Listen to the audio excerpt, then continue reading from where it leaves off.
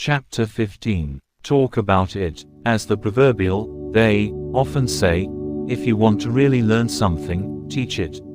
That goes for describing, explaining, and discussing it, too. So another way to firmly remember something is to describe it, explain it, discuss it, or teach it. Think back to the times when you have been in a classroom or group discussion of some subject.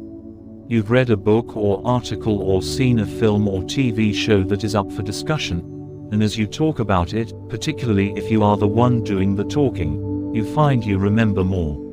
In fact, you may discover that you can remember much more than you originally thought you could, because as you talk about the subject, you trigger additional memories. The same thing often happens when the police are talking to witnesses. As the witnesses are asked to describe more details about the incident they observed, what they say becomes clearer and more detailed in their mind. Of course, you have to be careful about responding to leading questions, where a cop or a lawyer can actually put the details into your head.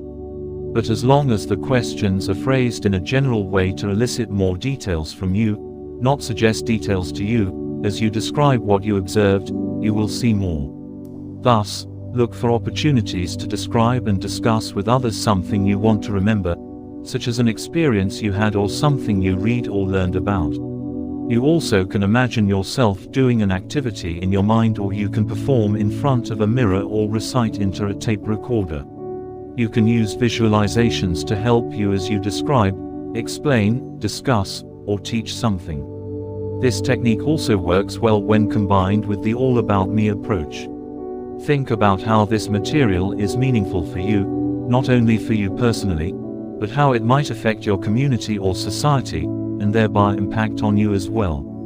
Talk about it techniques. Here are some techniques you can use to describe, explain, discuss, or teach to remember in different ways. Just tell it. Here you report on what you experienced to friends, family members, or associates who are willing listeners. You can describe or explain to an individual or to a group of people. As you do, make your account as vivid and interesting as possible. If you get any questions, answer them as completely as possible. If you don't have a willing listener you can talk to, imagine you are telling someone. Imagine the person sitting in front of you, and talk to that person just as you would to a real person.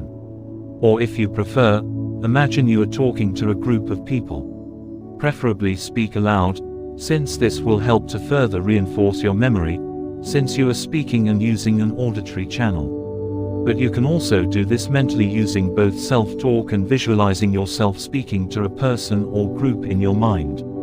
Mirror, mirror, as an alternative to describing or explaining to a real or imaginary person or group, stand or sit in front of a mirror and describe or explain what you want to remember while you look in the mirror. Again, you can either speak aloud or imagine yourself speaking in your mind.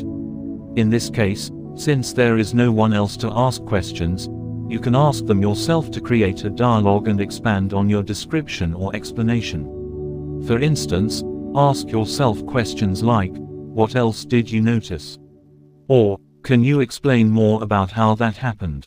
Be an announcer. In this technique, imagine that you're an announcer on a TV show or radio program describing or explaining whatever you want to remember, from events and experiences to books, articles, films, TV shows, and lectures. Whatever it is, imagine that you are reporting on this as a news story, and as such, want to make it as dramatic and exciting as possible. For instance, you might start your description or explanation with a comment like, "And now this just in.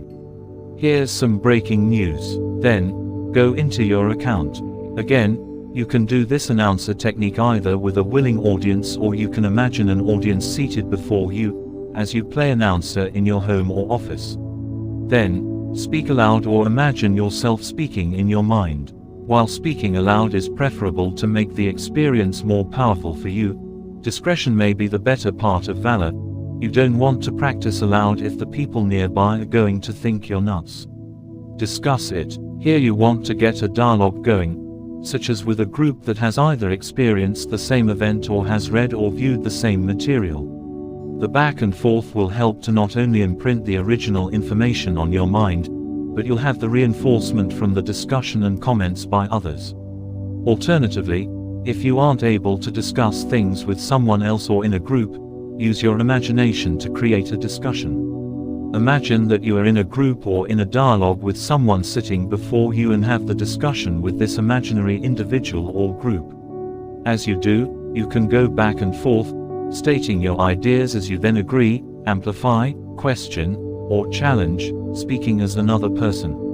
Or imagine this discussion going on in your mind, where you are speaking first as you and then as another person. Teach it. Teaching is another great way to really learn and remember something. If you really are a teacher, you may, of course, be able to bring in something to teach and discuss, if it fits the subject matter of your class. Or if you can play the role of teacher in front of another person or a group, great. If you wish, invite questions and answer as completely as you can. Otherwise, imagine you are a teacher, much as you might imagine being an announcer in the technique described above. Whatever you want to remember, imagine that you are in front of a class, teaching your students about what you have just learned. You can imagine yourself doing a demonstration to further illustrate what you are teaching in a more dramatic way. You can also imagine that your students are asking you questions, and then answer them. While it is preferable to speak aloud to make the experience more powerful as in the announcer technique, you can also do this in your mind.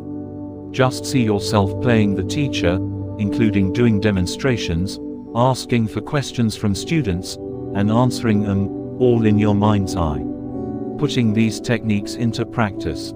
Try experimenting with these different techniques in different formats, interacting in reality with others, imagining that you are interacting with others and speaking aloud, and visualizing your presentation and any interaction only in your mind.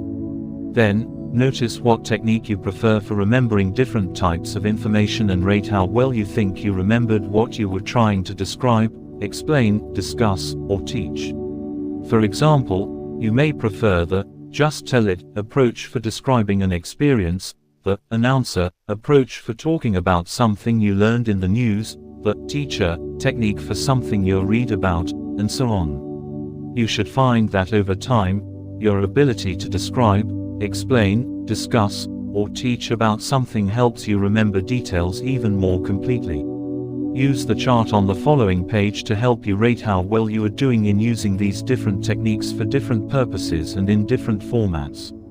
Rate your assessment of how well you remembered something from 1, not so good, to 5, doing great.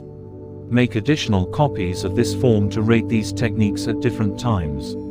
Share it in a memory group. What is a memory group? It's much like a study group, except you are not taking the same class and trying to learn the same material. When you are seriously trying to improve your memory, as the purchase of this book suggests you are, it can be extremely helpful to find a partner or several others who are interested in doing the same. This gives you a reciprocal supply of practice partners, and a group of people with whom you can practice your memory exercises. Any of the previous techniques are ideal for sharing in a memory group. If you have one, take turns trying out these different techniques, while others listen as an audience and interact with you.